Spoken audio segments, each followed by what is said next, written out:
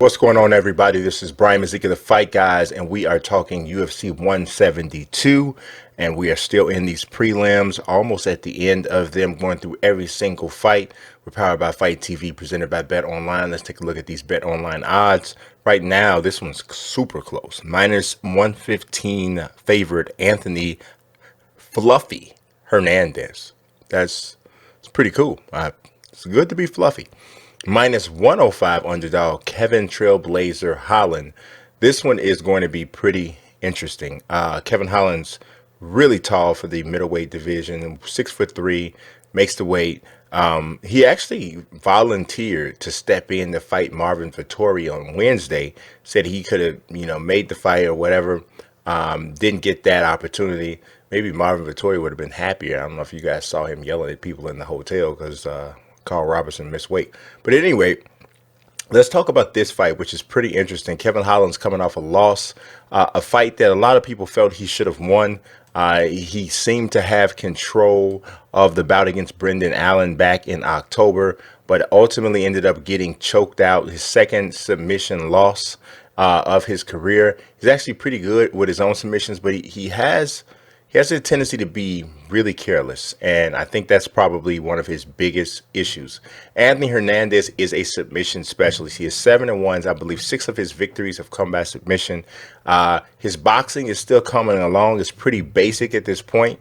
So we're going to see how that works out for him. He has, so far in his career, I mean, like I said, 7-1, he's off to a really strong start. He did lose his UFC debut after he was able to get a roster spot. He had fought Jordan Wright. The fight ended in the first 40 seconds. It was overturned, called a no contest. And then in his first fight as a member of the actual UFC roster, he lost by submission via anaconda choke to Marcus Perez. Pretty crafty veteran, but then he came back and beat Jung Young Park in the second round via his own anaconda choke. So kind of flipped that back around on a different opponent.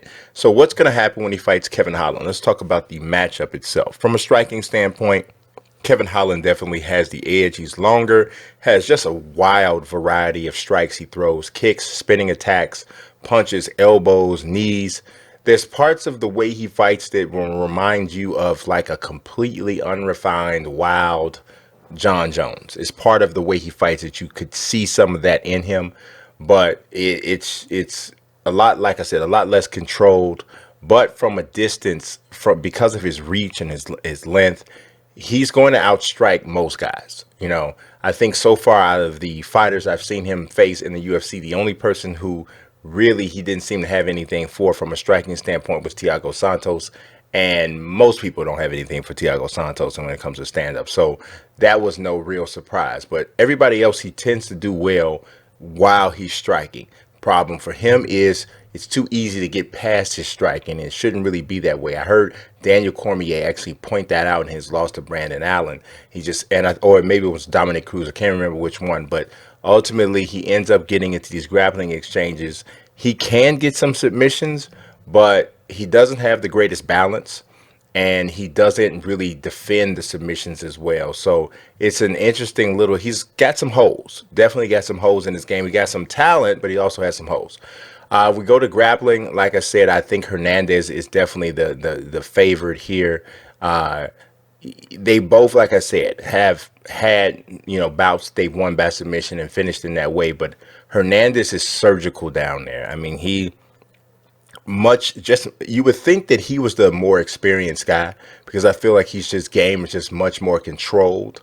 And on the ground, I have no doubt in my mind that he is the better grappler. And if the fight gets to the ground, I think he has a really good opportunity to have some success. If we look at intangibles, one of my biggest gripes about Kevin Holland is I don't think that he always fights smart.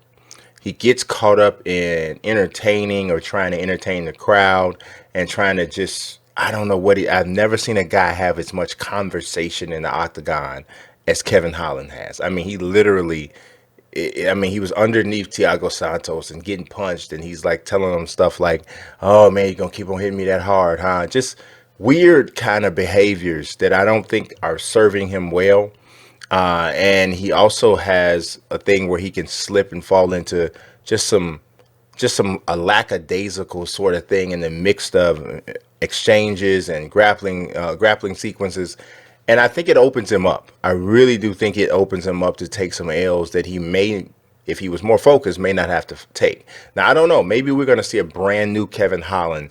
But from what I can tell, Anthony Hernandez just seems to far more serious, far more focused and driven sort of a mixed martial artist. But maybe Kevin Holland will prove me wrong. So my prediction is I think this fight ultimately does get to the ground.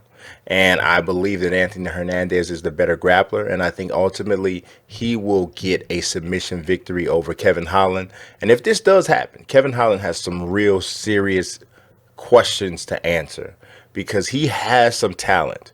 He is physically gifted and he has some skills when it comes to striking and submissions.